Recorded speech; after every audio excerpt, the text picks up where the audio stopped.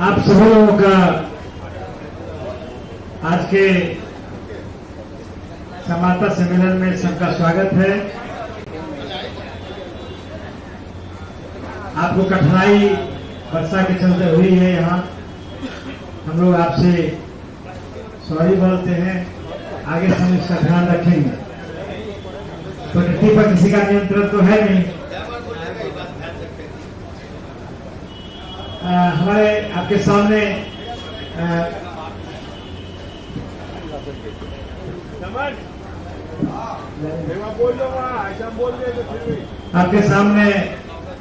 हमारे पार्टी के उपाध्यक्ष श्री वाई गिरी जी हैं, हमारे पार्टी के सीनियर लीडर श्री रामबली सिंह चंद्रवंशी जी हैं, हमारे पार्टी के सीनियर और अभियान समिति के संयोजक सुधीर शर्मा जी हैं, हमारे पार्टी के एमएलसी श्री अफाक अहमद साहब हैं, प्रशांत किशोर जी हैं। आज जो संवाददाता सम्मेलन बुलाया गया है उसके संबंध में मैं आपको बताना चाहता हूं कि ये चौथा सम्मेलन है। इसके पहले 3 सम्मेलन किया गया है। बिहार में 20 साल से नीतीश कुमार जी शासन में हैं और आज जो हालत है राज्य का वो बहुत ही बदतर और बदहाल बिहार बना हुआ है। नीतीश कुमार जी की हालत जो है आज, उसमें उनके जो मंत्री हैं और उनके जो ऑफिसर हैं उनका नियंत्रण उन पर नहीं है। और यही कारण है कि पूरे राज्य में जो आम लोगों के विकास के लिए पैसा आ रहा है उसको बड़े पैमाने पर मंत्री अफसर मिलकर लूट रहे हैं। और उन मंत्री, एनडीए के तमाम लोग और उसमें जितना दिन विपक्ष के लोग रहे वो भी निर्ममता से बिहार के संपत्ति को लूटने का काम किया है। और यही कारण है कि आप देखिएगा पटना के आसपास में जिधर देखिएगा बड़ा बड़ा बाउंड्री वाल, बड़ा बड़ा आपको जो गोदाम बना है वो सारा का सारा बेनामी संपत्ति है। और हम लोगों ने उस पर काम किया है, पार्टी ने काम किया है और सैकड़ों के हिसाब से, एक नहीं सैकड़ों के हिसाब से जमीन खरीदी गई है। सिर्फ पटना में नहीं, दिल्ली, बंगलौर और देश के बाहर भी। हम आपको सीधे तौर से प्रशांत किशोर जी को देना चाहता हूं तो आपको संबोधित करें। और जो इन लोगों का कुकर्म है वो कुकर्म आप देखेंगे सामने, आपके मन में होगा ये क्या है। इसमें सिर्फ जमीन का डीड है। प्रशांत किशोर जी के हाथ में भी आप देखिएगा मोटा, उनके भी हाथ में 20 डीड है। एक एक डीड का कीमत 20 करोड़ 15 करोड़ रुपया। और जहां आप बैठे हुए हैं पाटलिपुत्र ये कॉलोनी में, उसमें लगभग 20 प्लॉट 20 करोड़ से ऊपर का बिका है। और माननीय मंत्री जी उसको खरीदने का काम किए हैं। तो ये सच्चाई है। हम प्रशांत किशोर जी को, हमारे प्रदेश अध्यक्ष मनोज भारती जी आ गए हैं, हम प्रशांत किशोर जी को देते हैं, वो आपको अपनी बात रखें। बहुत बहुत धन्यवाद। पिछली बार आप लोगों ने गर्मी की शिकायत करी थी तो इस बार हम लोग तो व्यवस्था नहीं कर पाए। भगवान ने मौसम ठंडा कर दिया है।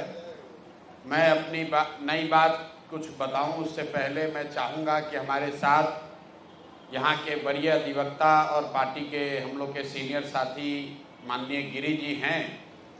और मैं चाहूँगा कि आपको दिलीप जायसवाल पर हत्या का जो आरोप है राजेश शाह के केस में, जिसमें कि आप सभी साथियों के सामने जिनकी हत्या हुई है उनकी माँ और बहन, उन्होंने अपनी बात रखी थी। उस केस को हम लोगों ने छोड़ा नहीं है। ऐसा नहीं कि प्रेस कॉन्फ्रेंस किए और छोड़ दिए।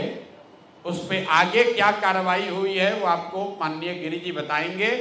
फिर मैं जहाँ से हम लोगों ने ख़त्म किया है वहीं से शुरू करेंगे तो दिलीप जायसवाल जी पर जो मर्डर का इल्जाम है उस पर जनसुराज क्या कह रहा है, अभी उस पर क्या प्रगति हुई है, वो माननीय गिरी जी बताएंगे। उसके बाद हम लोग मंगल पांडे जी से शुरू करेंगे, क्योंकि मैंने बिहार की जनता को वादा किया है कि 25 लाख रुपए का हिसाब दे दिए, जिसके बारे में उन्होंने स्वीकार कर लिया कि हमने पैसा लिया था अपने पिताजी के अकाउंट के माध्यम से। बाकी का अभी तक उन्होंने हिसाब नहीं दिया, तो आगे वो चर्चा होगी।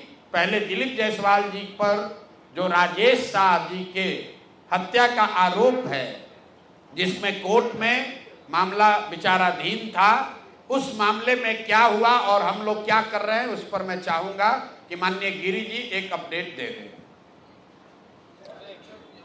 राजेश शाह का जो मर्डर हुआ था और जिसमें उसकी बहन ने कंप्लेंट किया था नजदीक, और उसने कहा था कि उसमें दिलीप जायसवाल जी का हाथ है, और वो केस चला नहीं कुछ, उसमें हाईकोर्ट ने आदेश दिया था कि इसका ठीक तरह से इन्वेस्टिगेशन किया जाए, किंतु उसका इन्वेस्टिगेशन बिल्कुल मुजरिम के पक्ष में किया गया और उनको बार बार दिलीप जायसवाल को बचा दिया गया।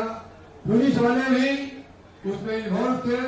उस समय के जो सुप्रीटेंडेंट थे उन्होंने एक ऐसा फाइनल रिपोर्ट दिला दिया जो हाई कोर्ट के डायरेक्शन के बावजूद के खिलाफ था। सारा पेपर हम लोगों ने एग्जामिन किया है और अब लगता है कि ये जो कल्प्रिट है वो बच नहीं पाएंगे।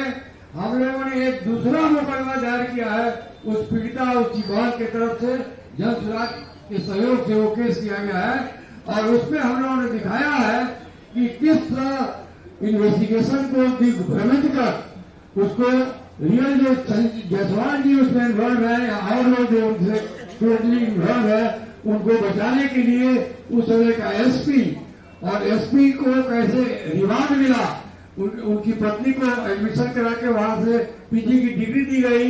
ये सब बातों को लिखते हुए हम लोगों ने एक याचिका दायर की है हाईकोर्ट में। इसकी सुनवाई जल्द होगी और दूध का दूध और पानी का पानी होगा। इसका इन्वेस्टिगेशन किसी हायर एजेंसी से कराया जाएगा, ये हम लोगों ने प्रेयर किया है, या तो सीबीआई या कोई इंडिपेंडेंट एजेंसी से इसका जांच करा के इसकी सत्यता को लाया जाए। हम लोग इतना ही चाहते हैं कि जो कल्पित रियल कल्पित है, मर्डर हुआ है तो किसी ने मारा है, किसी की साजिश है, इसको न छिपाया जाए और पुलिस जो छिपाई है उसको उजागर किया जाए। और आगे हम जब केस का अब प्रिलिमिनरी हियरिंग होगी तो फिर हम आगे का प्रोग्राम बताएंगे आप लोग। धन्यवाद। जैसा कि उन्होंने बताया कि जिस केस को पुलिस और लोअर कोर्ट को एक तरीके से मैनेज करके दिलीप जायसवाल ने अपने लिए क्लीन चिट हासिल कर लिया था, उस केस को फिर से खोलने के लिए जनसुराज पीड़ित महिला और दोनों जो उनकी मां और बहन है उनके साथ हम लोग हाईकोर्ट में मूव किए हैं। अब आ जाइए मंगल पांडे पर। जैसा कि आपको बताया गया था, मंगल पांडे ने द्वारका में जब पूरे देश में कोविड का दौर चल रहा था तो बिहार के स्वास्थ्य मंत्री घर खरीदने में लगे हुए थे। एक उसका किस्त मैंने आपको बताया था कि 25 लाख रुपया किस अकाउंट से आया, वो मंगल पांडे जी के ने पैसा दिलीप जायसवाल से लिया और सीधे न लेकर पहले अपने पिताजी के अकाउंट में पैसा लिया, फिर पिताजी के अकाउंट से अपने पत्नी उर्मिला पांडे जी के नाम पर पैसा लिया और उस अकाउंट से ही उस फ्लैट के मालिक को भुगतान किया गया।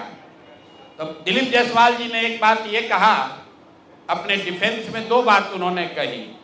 एक कि हम इतने ईमानदार मंत्री हैं कि हमको 25 लाख रुपया की जरूरत पड़ी तो हमको पिताजी से कर्ज लेना पड़ा, ऐसा उनका दावा है।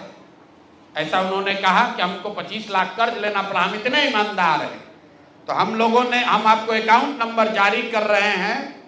उर्मिला पांडे जी जो उनकी पत्नी हैं, account number Punjab national bank का है, नोट कर लीजिए 141819। पूरा अकाउंट नंबर अगर लीजिएगा तो 14990001411819।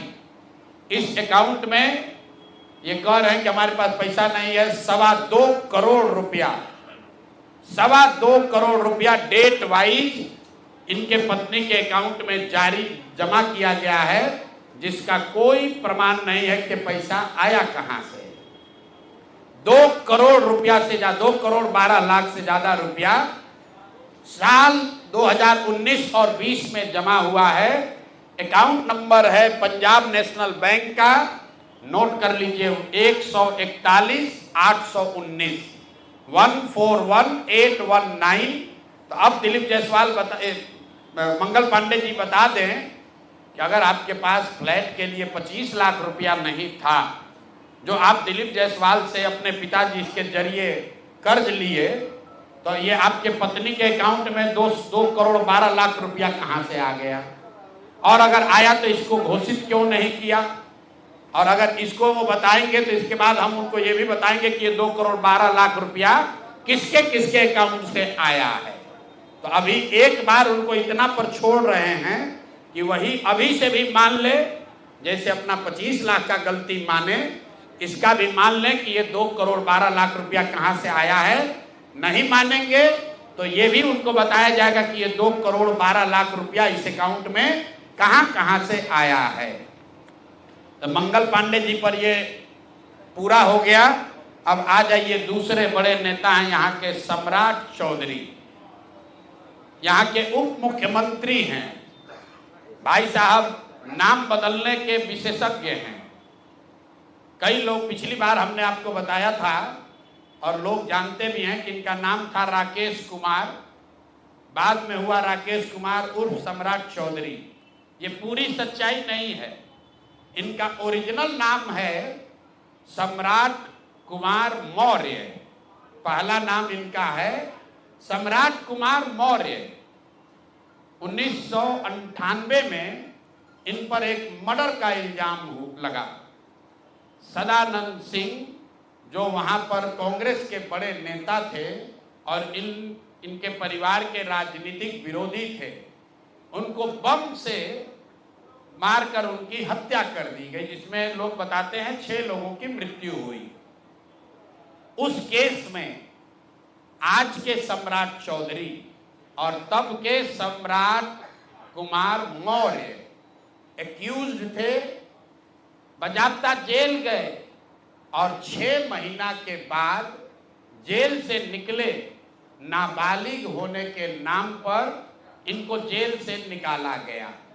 तो पहले तो सम्राट चौधरी, उनके समर्थक और चाल चरित्र चेहरा की बात करने वाले भाजपाई, और उससे भी बढ़कर बिहार में भाजपा को, एनडीए को वोट देने वाले लोग, एक बार जरा जान जाइए कि आपका उप मुख्यमंत्री मर्डर का एक्यूज्ड है, जेल में रहा है, और जेल से सिर्फ इसलिए छूटा क्योंकि इन्होंने प्रमाण दिया कि हम नाबालिग हैं। सदानंद सिंह, उनकी हत्या हुई, जिसमें ये नामजद अभियुक्त है, जेल गए। अब दूसरी बात सुनिए, जब ये भाई साहब मंत्री बने, बिना विधानसभा विधान परिषद के सदस्य हुए, इनको मंत्री बनाया गया। तो जब मंत्री बने तो इन पर कम उम्र होने का एक केस हुआ, जिसकी वजह से इनको बर्खास्त किया गया। ये बात तो सब लोग जानते हैं, और सम्राट चौधरी भी कहते रहे वो मामला तो पुराना है, सब सेटल हो गया है। अब क्या सेटल नहीं हुआ है वो हमसे सुन लीजिए। उस केस के पिटीशन में सुप्रीम कोर्ट में लिख के दिया गया कि इन्होंने जब मैट्रिक का एग्जाम दिया, तो मैट्रिक का एग्जाम इन्होंने दिया है सम्राट कुमार मौर्य के नाम से, और सुप्रीम कोर्ट के हलफनामे में यह लिखा गया कि सम्राट कुमार मौर्य उस समय के, इन्होंने इनका एडमिट कार्ड, इनका रोल नंबर, वो सब जारी किया, सुप्रीम कोर्ट के दस्तावेज में है। और बिहार विद्यालय परीक्षा समिति जो मैट्रिक का एग्जाम कराती है, इनसे पूछा गया सुप्रीम कोर्ट के द्वारा इनके पढ़ाई के एज के बारे में, क्योंकि मैट्रिक के सर्टिफिकेट को ही एज का दस्तावेज माना जाता है। तो उसमें बिहार विद्यालय परीक्षा समिति ने बताया कि सम्राट कुमार मौर्य करके जो विद्यार्थी मैट्रिक की परीक्षा पास करने का दावा कर रहे हैं, ये एक्चुअली 234 नंबर इनको आया था, ये मैट्रिक परीक्षा फेल हो गए थे, ऐसा हलफनामा सुप्रीम कोर्ट में दायर किया गया। तो इसको ध्यान रख लीजिए। 1998 में सुप्रीम कोर्ट में जो दस्तावेज जमा किया गया, जिसके आधार पर सुप्रीम कोर्ट ने इनके एज का निर्धारण किया, उस दस्तावेज के मुताबिक सम्राट कुमार मौर्य मैट्रिक का एग्जाम पास नहीं किए, उनको 234 नंबर आया, उनको फेल कर दिया गया। इसका दूसरा प्रमाण यह है कि 2010 में जब सम्राट चौधरी ने अपना हलफनामा दिया तो उसमें लिखा कि मैं 7वीं पास हूं, 7वीं पास है। तो जो सुप्रीम कोर्ट में दस्तावेज है उसको सम्राट चौधरी ने भी 2010 में स्वीकार किया है। अब मेरा और जन सुराज का सीधा सवाल है पूरे बिहार के युवाओं की ओर से, पढ़े लिखे समाज की ओर से, कि इस राज्य के डिप्टी सीएम ये बताएं कि वो मैट्रिक कब पास किए हैं, किस साल इन्होंने मैट्रिक पास किया। आप लोग पत्रकार बंधु उनसे खाली इतना पूछ लीजिए कि सर किस साल आप मैट्रिक पास किए हैं, क्योंकि 2010 के बाद मैट्रिक का एग्जाम दिए नहीं है, डिग्री लगाए हैं अपने हलफनामा में फर्जी। वो कई बार चर्चा हो गई कि उनका जो डिग्री है वो फर्जी है, डॉक्टरेट कहाँ यूनिवर्सिटी ऑफ कैलिफोर्निया से किए हैं, वो सब बात छोड़ दीजिए।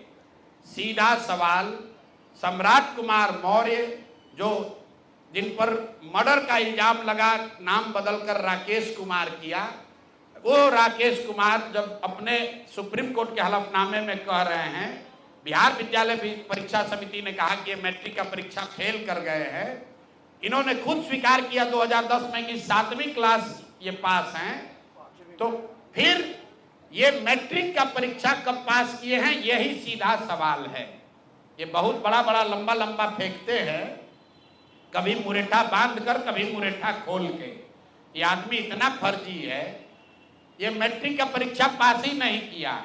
तो बिहार की जनता को ये जानकारी होनी चाहिए कि ये मैट्रिक भी पास नहीं किया है आदमी, और दावा कर रहा है कि हम डिलीट का डॉक्टरेट ऑफ लिटरेचर किए हैं यूनिवर्सिटी ऑफ कैलिफोर्निया से। आप बताइए कि बिहार में कोई अगर क्लर्क, कोई सिपाही, कोई अफसर अगर गलत डिग्री के साथ पकड़ लिया जाए, नौकरी तो जाएगी ही जाएगी, जेल भी जाएगा।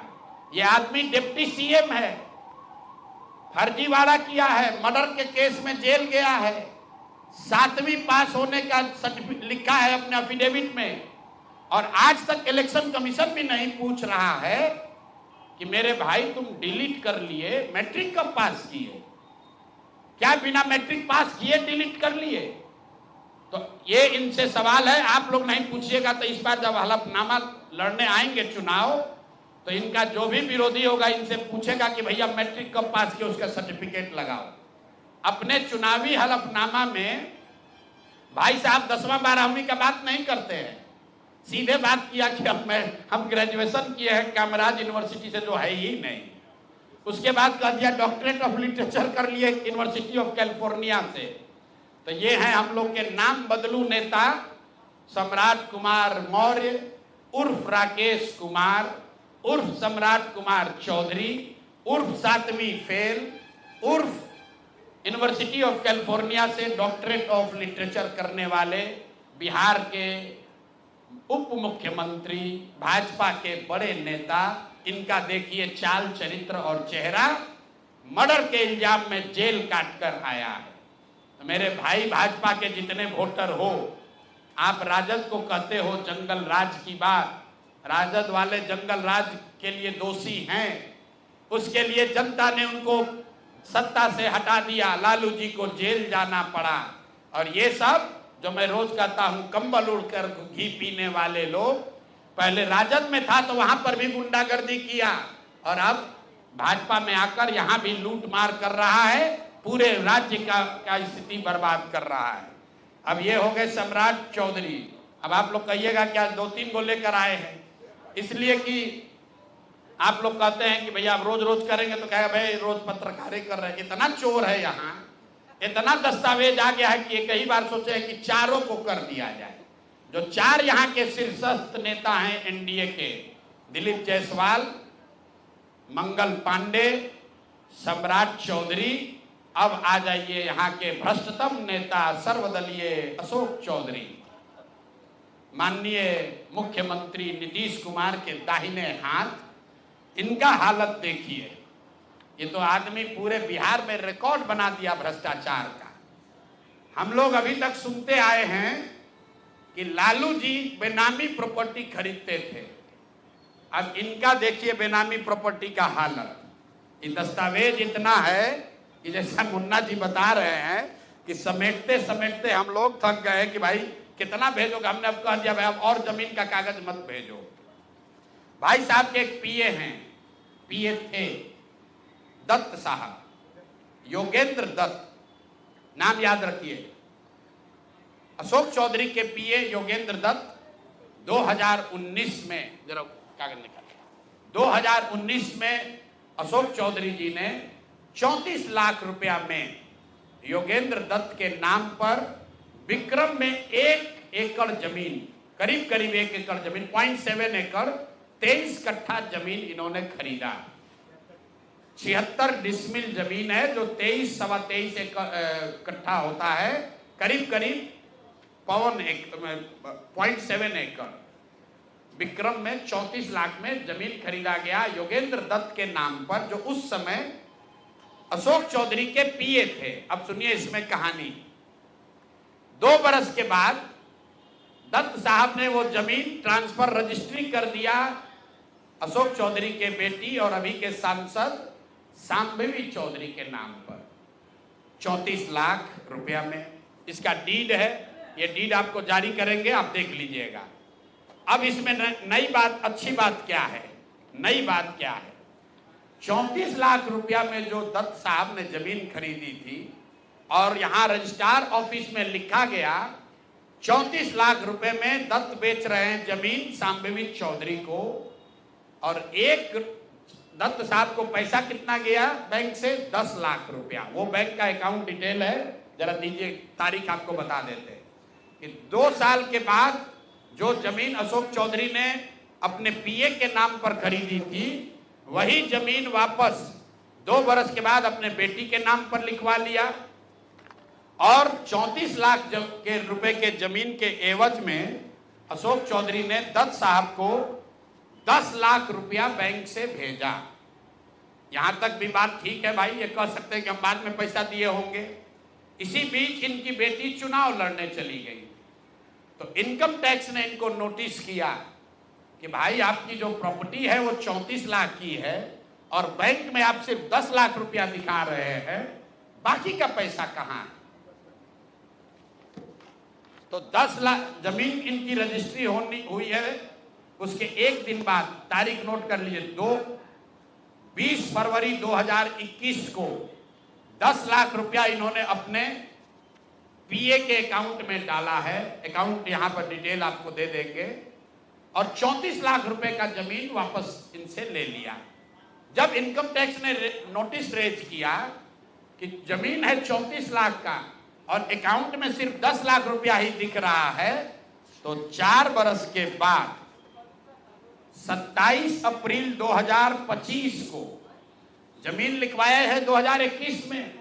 इनका क्रेडिबिलिटी देखिए, जमीन रजिस्ट्रार ने लिख दिया, आप हम जाते हैं उसको खड़ा करके पूछता है भैया कहाँ है रुपया, कहाँ दिए। ये 19 में इन्होंने बेनामी जमीन खरीदी पीए के नाम पर, 21 में उस जमीन को वापस अपने बेटी के नाम पर लिखवाया, 10 लाख रुपया का ट्रांजैक्शन हुआ। जब इनकम टैक्स ने नोटिस रेज किया तो भाई साहब ने जान बचाने के लिए 27 अप्रैल 2025 को, मतलब बेटी के एमपी बनने के बाद 25 लाख रुपया दत्त को, मिस्टर दत्त को फिर इन्होंने बैंक से ट्रांसफर किया। तो मैं आपके जरिए अशोक चौधरी जी, जो अपने आप को महादेव का भक्त बताते हैं, हमको तो लक्ष्मी के ही भक्त ज्यादा दिखते हैं, महादेव के भक्त नहीं हैं, ये लक्ष्मी के भक्त हैं।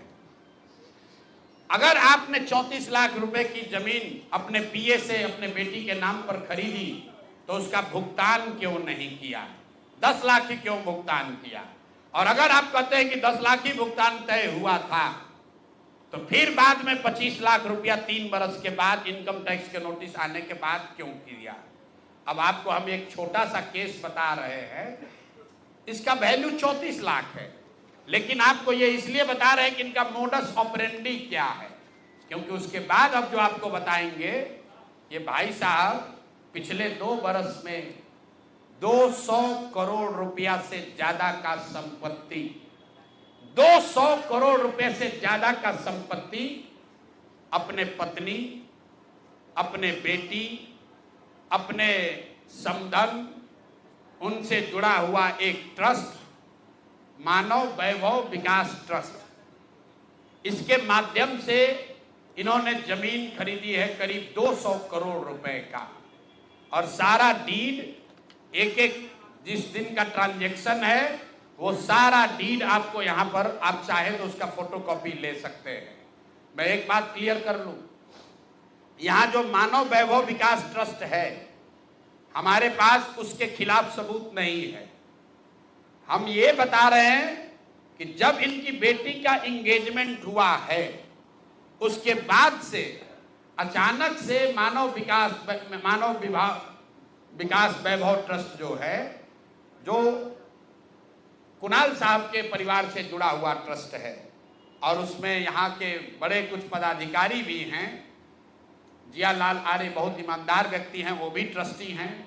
तो मैं आपके जरिए उनसे भी आग्रह करूंगा कि सर, आप तो जीवन भर ईमानदारी के लिए आपका नाम हम लोग जानते हैं, ये बताएं कि आपके ये न्यास के माध्यम से सैकड़ों करोड़ रुपए की जमीन कहां से खरीदी जा रही है, ये पैसा कहां से आ रहा है, ये पैसा कहां से आ रहा है?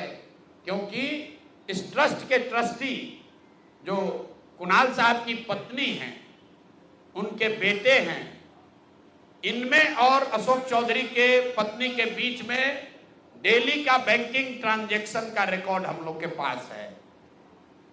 तो मैं अभी सिर्फ इतना ही आपको बता रहा हूं कि पिछले 2 वर्षों में जब अशोक चौधरी की बेटी की सगाई हो गई, तो सगाई से शादी के बीच में 38 करोड़ रुपए की जमीन पटना में खरीदी गई है। टोटल 38 करोड़ 44 लाख 40 हजार इतने रुपए का तो चेक से पेमेंट हुआ है। चेक से पेमेंट हुआ है 38 करोड़ 44 लाख 40 हजार। 12/5/2022 को पहली जमीन ली गई 23 करोड़ 40 लाख 30 हजार में। 12/5/2022 को एक दूसरी जमीन ली गई जिसकी कीमत है 8 करोड़ 89 लाख 70 हजार। 8 दिन के बाद 20 मई 2022 को फिर एक तीसरी जमीन ली गई जिसका वैल्यू है 3 करोड़ 44 लाख 41 हजार। फिर 2 महीने के बाद 14 अप्रैल 2022 को जमीन खरीदी गई 7 करोड़ 20 लाख का। फिर 4 दिन के बाद 18 जुलाई 2022 को जमीन खरीदा गया 15 करोड़ 50 लाख का। और ये सारी जमीन इंगेजमेंट और शादी के बीच के डेट है, उतना ही आपको बता रहे हैं। और ये सारी जमीन का मालिकाना हक अशोक चौधरी के पत्नी या सायन कुणाल, उनकी माताजी अनीता कुणाल या उनसे जुड़ा हुआ जो ट्रस्ट है उसके नाम पर है।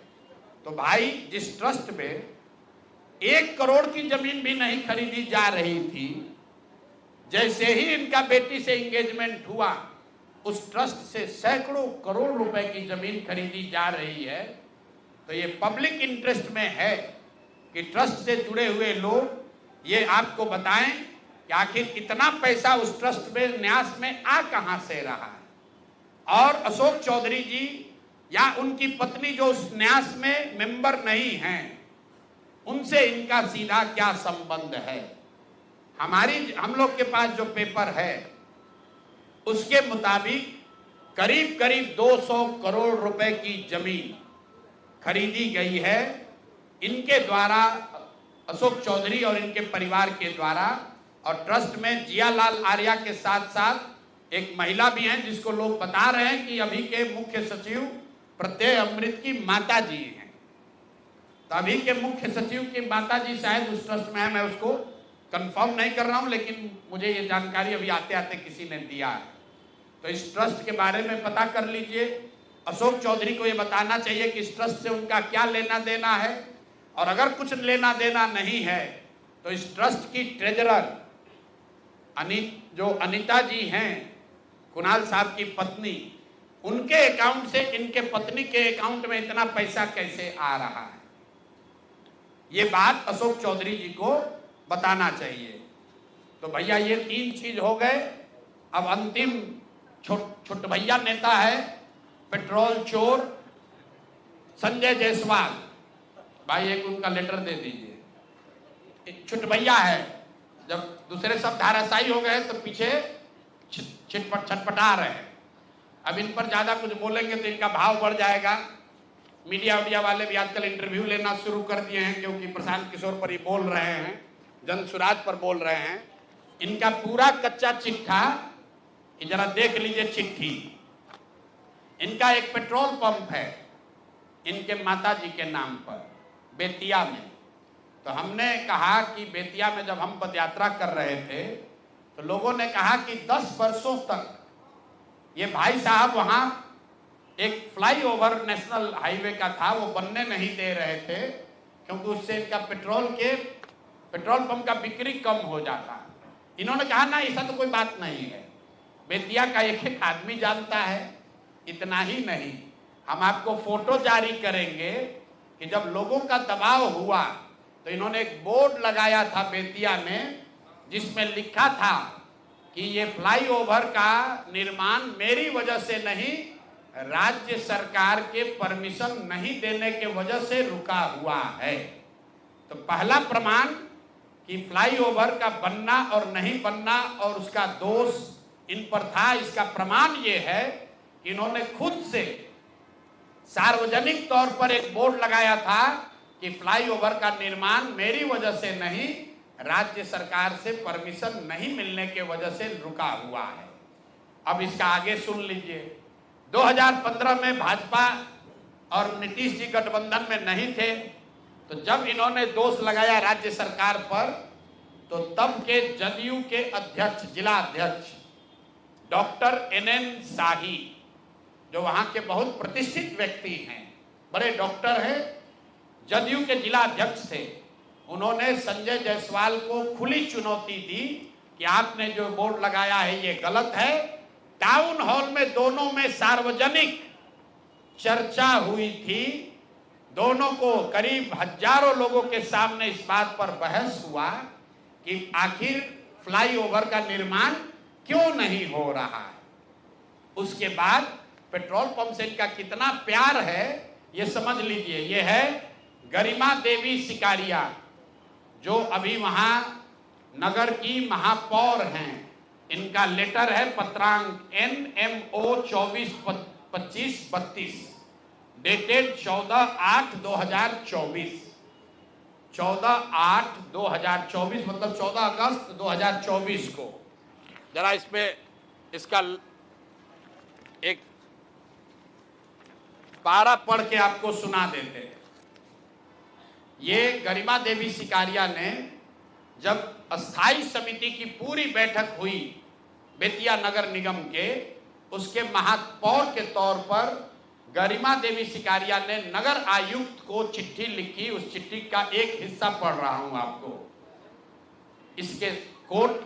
इसके साथ ही अस्थाई समिति की संपन्न बैठक 13/11/2023 पहली बैठक, 28/2/2024 दूसरी बैठक, 29/6/2024 तीसरी बैठक, 24/7/2024 चौथी बैठक और 4/7/2024 5 बैठकों में छावनी स्थित, छावनी उस इलाके का नाम है, छावनी स्थित पेट्रोल पंप को, जो जो संजय जायसवाल के भाई का पेट्रोल पंप है, इन्हीं का पेट्रोल पंप है, इनके पिताजी के समय का है, इनके भाई के नाम पर है।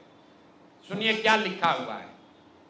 छावनी स्थित पेट्रोल पंप को ईंधन के अत्यधिक बिल एवं भ्रष्टाचार को देखते हुए पेट्रोल पंप बदलने का निर्णय लिया गया था और साथ ही ये तय किया गया था कि 15 अगस्त के बाद समिति के निर्णय के बाद जो भी वहां पर भुगतान पेट्रोल बिका है उस सब के भुगतान पर पूर्णतः रोक लगाया जाए।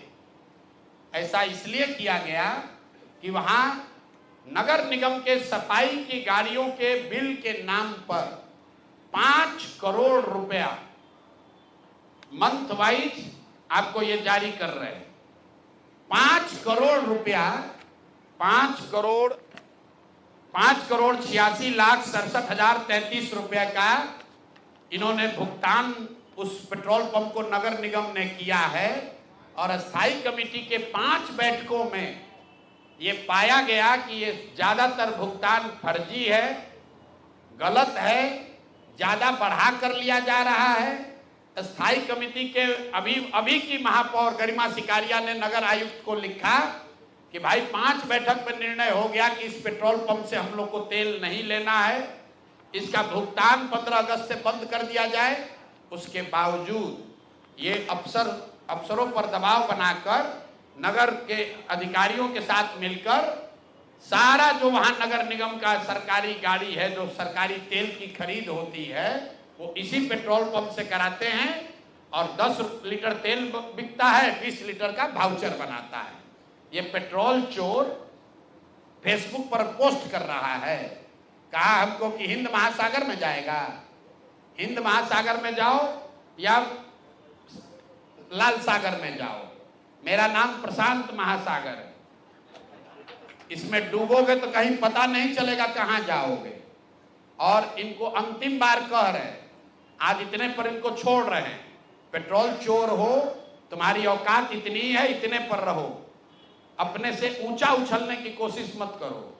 भाषा का विषय का ज्ञान नहीं है, ना शकल ना सूरत, अब बड़ा बड़ा बात कर रहे हैं।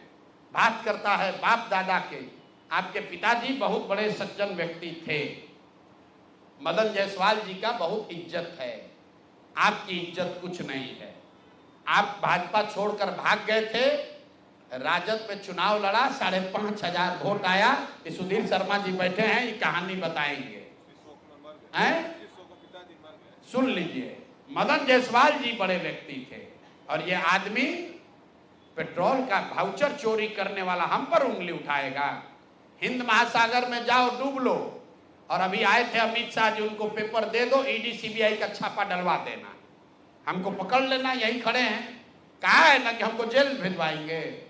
7 जन्म लगेगा ना तो प्रशांत किशोर का हाथ नहीं पकड़ पाओगे, जेल भिजवाना तो बहुत बड़ी बात है। तो भैया तेल का चोरी करते हो, इतने पर रहो, इससे ज्यादा चोरी करने का औकात भी तुम्हारा नहीं है। अब बाकी जो देखिए बड़ा बड़ा औकात वाला है, कैसे 100 करोड़ रुपया लूटा, तुम तो पेट्रोल का फर्जी वाउचर बनाते हो। तो भैया यही काम करो, इतने पर रहो। बहुत बहुत धन्यवाद। संजय जायसवाल जी पर मैं चाहूंगा ये 2 मिनट, सुधीर जी उनके पुराने कोलीग हैं मदन जायसवाल जी के, इनसे जरा भी सुन लीजिए। आपने तो सारी बातें बताई दिया, लेकिन सच बात यह है कि व्यक्ति मदन जायसवाल जी, जैसा प्रशांत जी ने कहा, फाउंडर थे और भले आदमी थे, हम लोगों के साथ पदाधिकारी थे। वो आदमी जोर देकर एक अदना विधायक के टिकट के लिए उनको भाजपा छोड़वा दिया, राजद में लेकर चला गया बेइज्जत करके, और वहां जब चुनाव लड़ा जिसकी जमानत जब्त हो गई, 6,000 वोट आया, फिर राजद का जिला अध्यक्ष बनता है। राजद का इंस्ट्रूमेंटल उस समय का जो तथाकथित जंगल राज था, उस जंगल राज में कारनामों में शामिल होता है। और उसके बाद फिर बाद में जब वहां लगा कि सफलता नहीं मिलेगी, तो भाजपा में मदन जायसवाल जी किसी प्रकार आए और इसी भाग दौड़ में उनकी मृत्यु हो गई।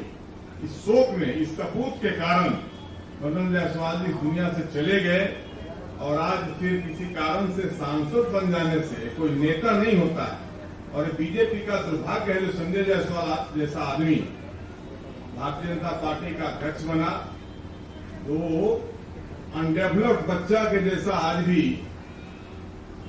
चेहरा बनाए रखता है, जैसे विकलांग बच्चे जैसे होते हैं, लेरुआ बच्चा समझते हैं ना, लाज इसका गिरते रहता है, उसी प्रकार का इसका अपीयरेंस है। और यह व्यक्ति प्रशांत किशोर के खिलाफ क्या लड़ाई लड़े? प्रशांत किशोर ने पॉलिटिकल बात कहा है और तुम्हारे ऊपर बिल्कुल जो है सो जो आरोप लगाया है वह बिल्कुल सही आरोप है। तो अब इस विषय को गंदी भाषा का जो इस्तेमाल कर रहा है, तो प्रशांत किशोर बनने में संजय जायसवाल को अगला जन्म लेना होगा। बाद के जन्म की मैं बात नहीं करता हूं। और इनके गुरु घंटाल लोग प्रशांत किशोर के सामने नहीं टिकते हैं, तो संजय जायसवाल क्या टिकेंगे? ये तो भाजपा के दुर्भाग्यपूर्ण नेतृत्वकर्ता उपज है। ऐसी स्थिति में भाजपा का अध्यक्ष हो जाए। आज भी बेतिया से लेकर कैमूर तक सब जिला का नाम नहीं बता सकता है। मैं दावा करता हूं, अगर एक बार मैं बता दे तो मैं राजनीति छोड़ दूंगा। तो इसलिए संजय जायसवाल अपनी सीमा में रहे, अपनी औकात में रहे और ज्यादा फड़फड़ाए नहीं। और प्रशांत किशोर के बारे में बेबुनियाद बात कहने से आपका कोई व्यक्तित्व ऊंचा नहीं होगा, बल्कि बहुत ही आप जिस औकात में उसी औकात में रहेंगे। बहुत बहुत धन्यवाद। एक मिनट बस कंक्लूड कर लें। चूंकि बोले हैं कि मेरा जन्म बक्सर में हुआ है, आदमी को ये भी नहीं पता है मेरा जन्म बक्सर में नहीं हुआ है, रोहतास में हुआ है, करगहर में हुआ है, वो भी उसको नहीं मालूम है। जिस हिंद महासागर की बात कर रहा है, तो भैया हिंद महासागर को डूबो, ऑस्ट्रेलिया जाएगा, तमिलनाडु जाएगा। भाई आपकी सरकार है बिहार में और लोग मानते हैं कि भैया नरेंद्र मोदी का नारा है कि न खाएंगे न खाने देंगे। आप इतने बड़े नेता हैं, आपके पास सबूत मिल गया है, तो पत्रकारों को काहे दे रहे हो? कल अमित शाह आए थे, उन्हीं को दे देते सबूत। आज हमको ईडी सीबीआई से छापा करके पकड़वा लो, पता चल जाएगा कि किसके पास कितना पैसा है। तो ये फालतू की बात है। ये हमारी गलती है कि इन पर बोलकर वो कीचड़ में कंकड़ फेंकिएगा तो अपना ही शरीर गंदा होगा। तो मैं अब कैमरे पे ये भी मान लिया कि हमने हमारी गलती हो गई कि ऐसे तेल चोर से हमने बात कर दी। देखिए हम ऐसे बात करते नहीं हैं। हम बेतिया में 3 साल पहले पैदल चले, लोगों ने उस समय कहा हमने छोड़ो यार क्या इस पर बोलेंगे। लेकिन जब दिलीप जायसवाल पर बात हो रही थी तो बीच में आदमी उछल कर आ गया और यही फेसबुक पर टीका टिप्पणी करते थे। तो नीतीश कुमार ने इसको अध्यक्ष से हटवाया था, भाजपा के अध्यक्ष से नीतीश जी ने हटवाया था। फेसबुक पर लिखता था जदयू को तोड़ देंगे, सरकार बना लेंगे, सोचता था मुख्यमंत्री बन जाएंगे। यही है ना भाई, 60 किलोग्राम वजन है, 80 किलोग्राम में जाकर लड़ोगे तो मार देंगे लोग, मुंह हाथ टूट जाएगा। तो जिस वर्ग में हो उसी वर्ग में लड़ाई लड़ो तो अच्छा लगेगा। बाकी आपके जो बड़े यहाँ नेता हैं, आपके दिलीप जायसवाल जी हैं, मूर्छित होकर गिरे हुए हैं, उनको उठाइए। जो मंगल पांडे जी हैं उनको बताइए कि बता दें कि 2 करोड़ 12 लाख कहाँ से लाए हैं पैसा।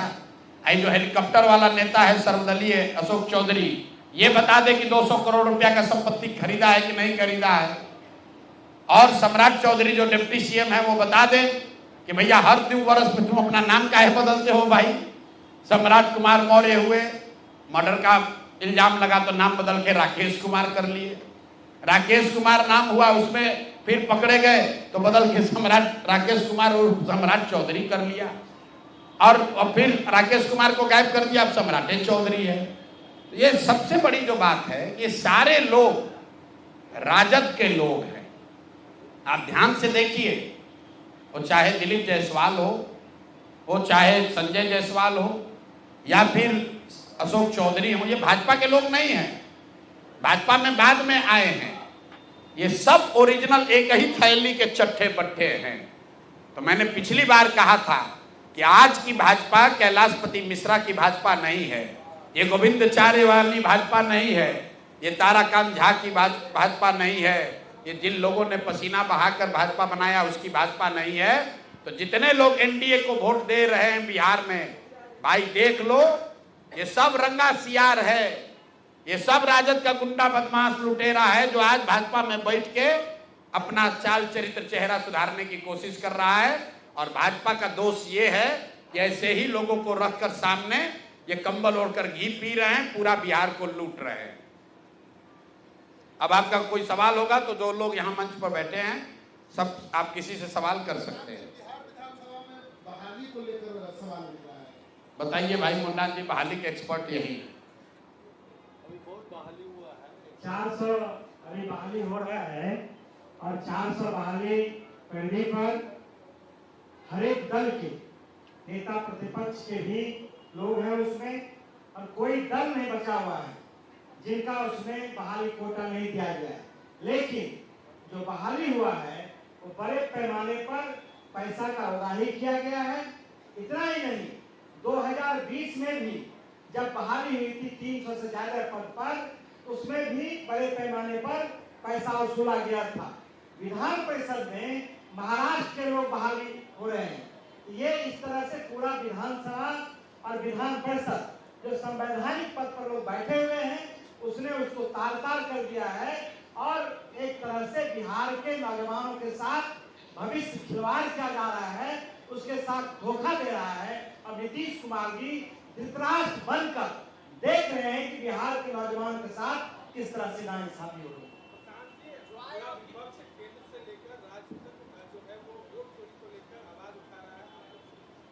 कौन चुप है?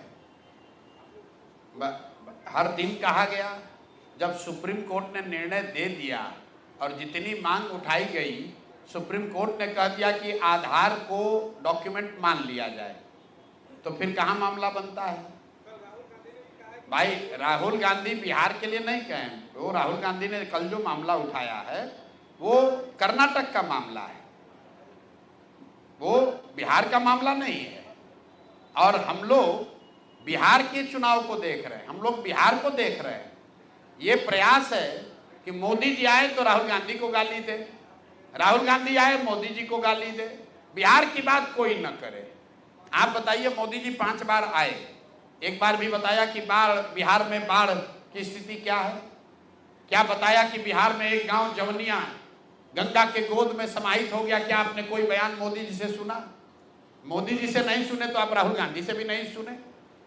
मोदी जी आकर राहुल गांधी को गरिया रहे हैं, राहुल गांधी आकर मोदी को गाली दे रहे हैं। भाई उससे बिहार के लोगों का क्या लेना देना है? तुम्हारी लड़ाई दिल्ली की है, उसको तुम बिहार में क्यों लेकर आ रहे हो?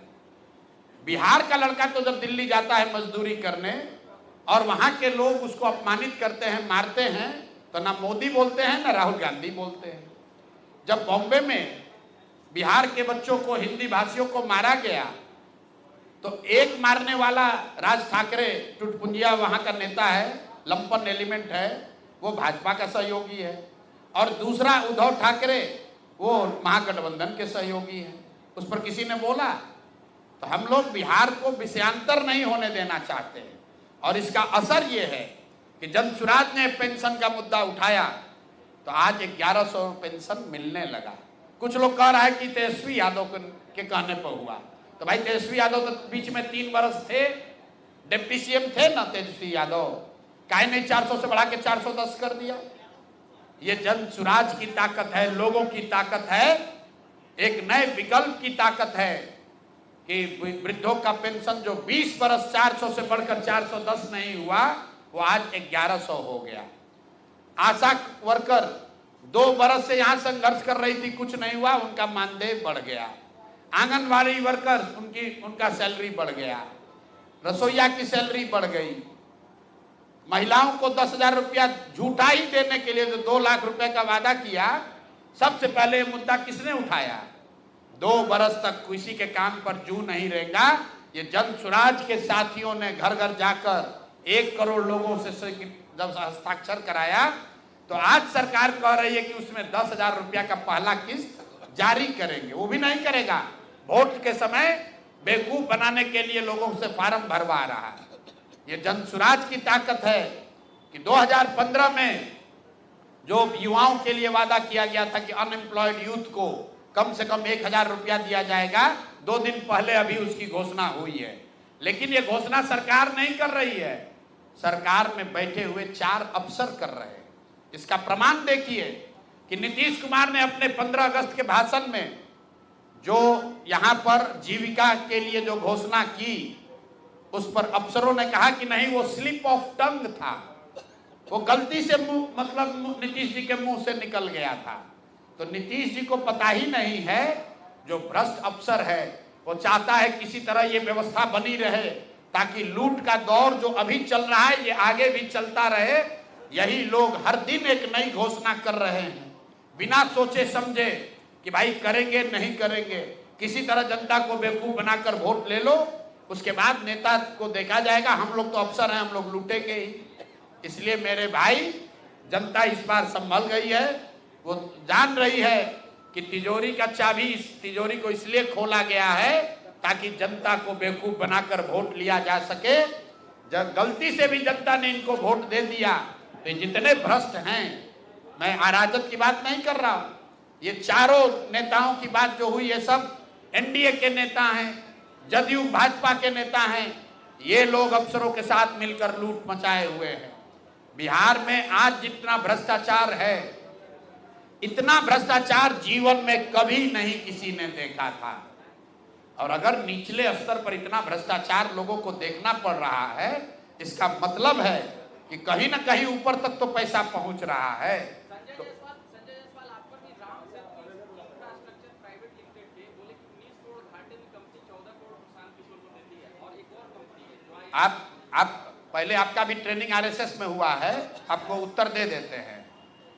जिस संजय जायसवाल बोले ना कि आपको समझ में नहीं आएगा और आपके नेताओं को भी समझ में नहीं आएगा, जिस राम सेतु पुल की, वो रामकी की बात कर रहे हैं, भैया सब लोग नोट कीजिए, हमको संजय जायसवाल पूछते हो।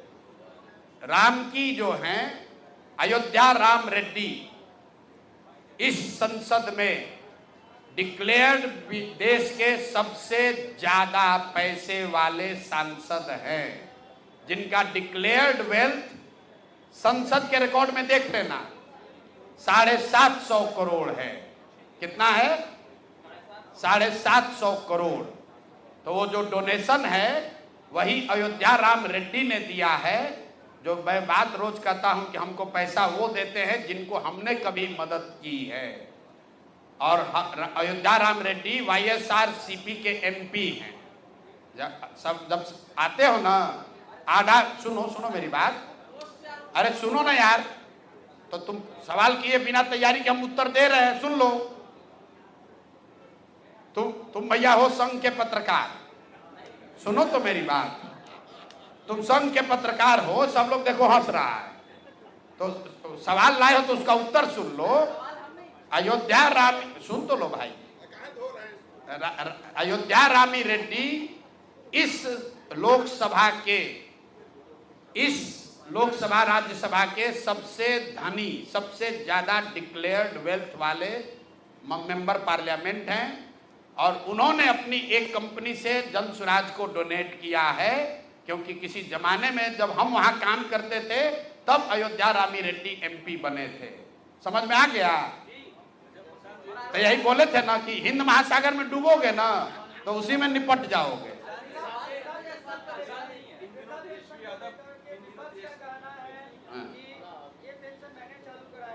आए? ये पेंशन मैंने चालू कराया, 1100 रुपया पेंशन मिल रहा है, लेकिन वो धरातल पे नहीं जा रहा है। क्यों? क्योंकि जिला लेवल पे, राज्य लेवल पे बहुत जगह बायोमेट्रिक काम। ठीक बात है, पेंशन तो मिल नहीं रहा है। जो घोषणा हुई है, कम से कम सरकार, मैंने तो पहले कहा कि घोषणा तो अफसर कर रहे हैं, इस डेस्परेशन में कर रहे हैं किसी तरह सरकार बच जाए कि हमारा सल्तनत चलता रहे। रुको भाई, अरे नहीं पहुंच रहा है तो मालूम है, लेकिन ये जो बात है कि क्या इसको जांच लिया जाए कि क्या राजद के कहने पर या उनके दबाव में हुआ है। तो भाई राजद पिछले 10 वर्षों में 3 बरस तो तेजस्वी यादव खुद ही डिप्टी CM थे।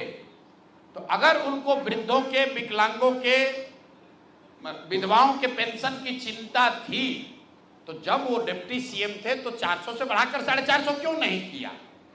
आज क्यों ध्यान में आ रहा है? ये पेंशन की बात अगर आप गंभीरता से समझना चाहते हैं, बिहार में इसकी चर्चा ही सबसे पहले प्रशांत किशोर ने की है। और हम झूठ नहीं बोलते हैं इन बातों पर। हम जब यहाँ 2015 में थे तो हमें इसकी जानकारी नहीं थी। जब मैं पदयात्रा में गया, मुझे ये सामने दिखा, तब मैंने ये बात कहनी शुरू की। हमको जो नहीं मालूम है हम पहले कहते नहीं मालूम है। 2015 में हमने बहुत घोषणा कराई, लेकिन पेंशन की बात हमने नहीं की थी, क्योंकि प्रशांत किशोर को नहीं मालूम था कि नीचे 400 रुपये पेंशन मिलता है और इससे इतनी लोगों की परेशानी है। जब पदयात्रा में हम चले लोगों की परेशानी समझ में आई, तब से हर भाषण में 3 बरस से चिल्ला रहे हैं कि भाई 400 का पेंशन बढ़ना चाहिए।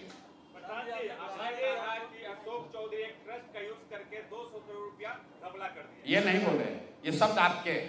मैंने जो कहा कि अशोक चौधरी ने पिछले 2-3 वर्षों में करीब करीब 200 करोड़ रुपए की प्रॉपर्टी खरीदी है। उस प्रॉपर्टी के खरीदने वालों में एक ऐसे ट्रस्ट का नाम है जिसका हम लोग बहुत सम्मान करते हैं। मैंने जो कहा आप सुने नहीं, किशोर कुणाल जी का मैं बहुत सम्मान करता हूं। उनकी पत्नी उस ट्रस्ट की ट्रेजरर है और जियालाल आर्या उस ट्रस्ट के चेयरमैन हैं, जो यहाँ के बहुत ईमानदार ब्यूरोक्रेट रहे। तो मैंने सिर्फ ये कहा कि उस ट्रस्ट के नाम पर इतना सैकड़ों करोड़ का जो प्रॉपर्टी खरीदा जा रहा है, तो इन माननीय लोगों को, अनीता जी को, जियालाल आर्या जी को ये बताना चाहिए कि भाई हम लोग का अशोक चौधरी से कोई लेना देना नहीं है।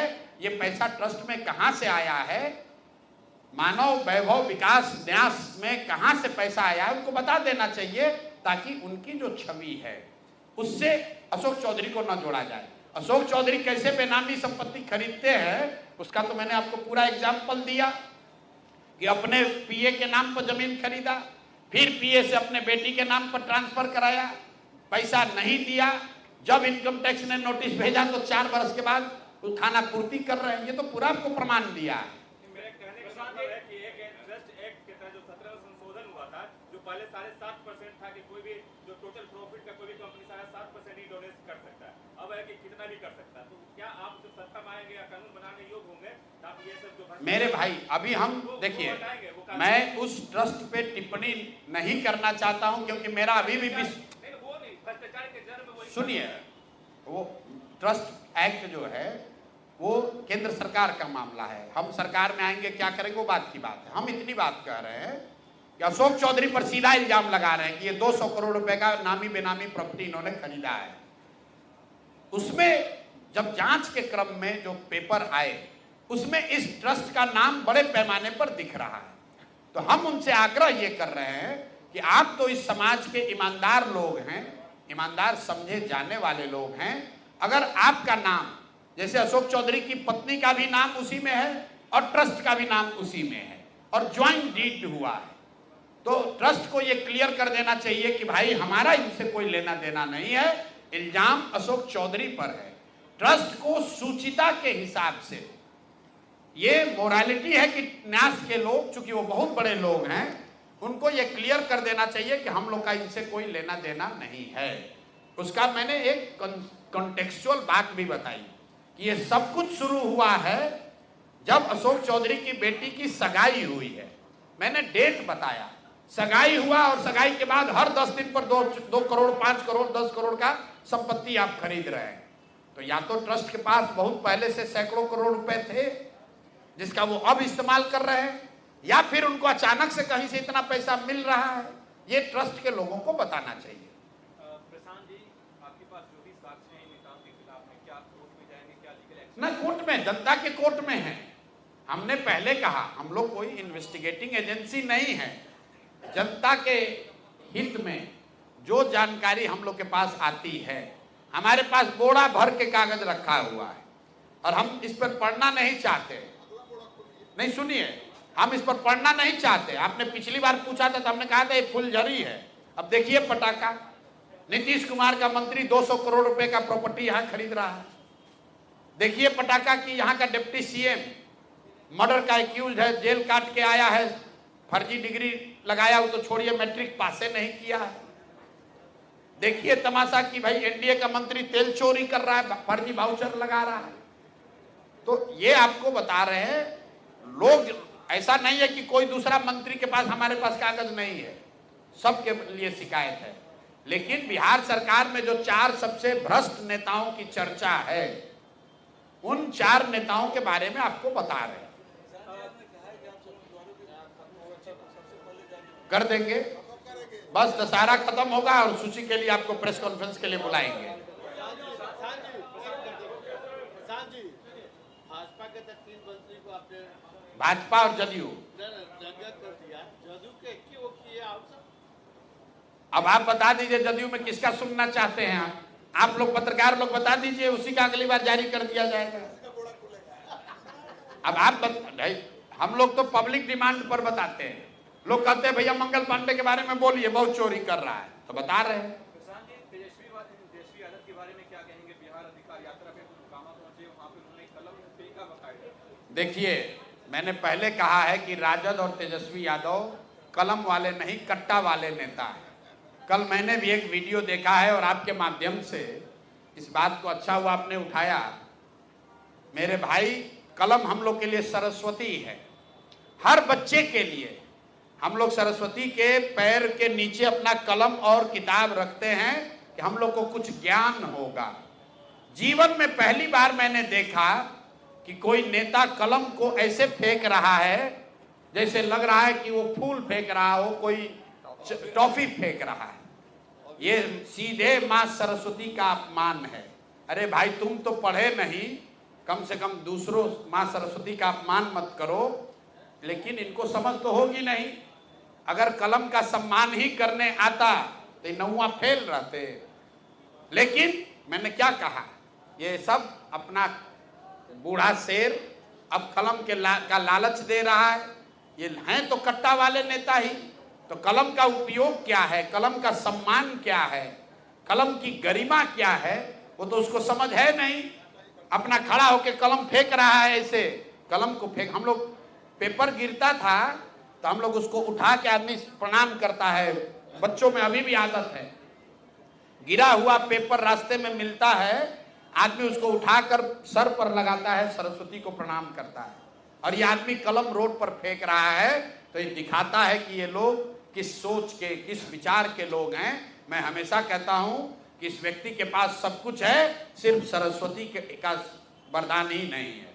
प्रधानमंत्री जी और अमित शाह जी आते हैं मंत्रियों को लेकर के जो कुछ भी बोला है, आरोप लगाया है, लेकिन संजय जायसवाल ये कह रहा है कि ये केवल भाजपा और जदयू के नेताओं पर बोल रहे हैं ताकि राजद को फायदा बोले। राजद ने 3 साल तक सरकार में रही और नीतीश कुमार ने सरकार बदल। राजद पर बोलने की क्या जरूरत है? बिहार का बच्चा बच्चा जानता है कि राजद का कैरेक्टर क्या है, राजद किस तरह, राजद में किस तरह के लोग हैं। सब जानता है कि ये लोग चोरी, बदमाशी, भ्रष्टाचार, अपहरण, रंगदारी, कट्टाबाजी, जमीन कब्जा, यही ये सब करता है। उन पर आरोप लगा, उनको जेल हुई, वो आज चुनाव नहीं लड़ सकते हैं, वो सत्ता से हटा दिए गए। लेकिन भाई, जो लोग सत्ता में बैठा है वो इसलिए तो नहीं बच सकते हैं कि राजद वाले बहुत खराब है। तुम तो भाई उनसे भी ज्यादा खराब हो।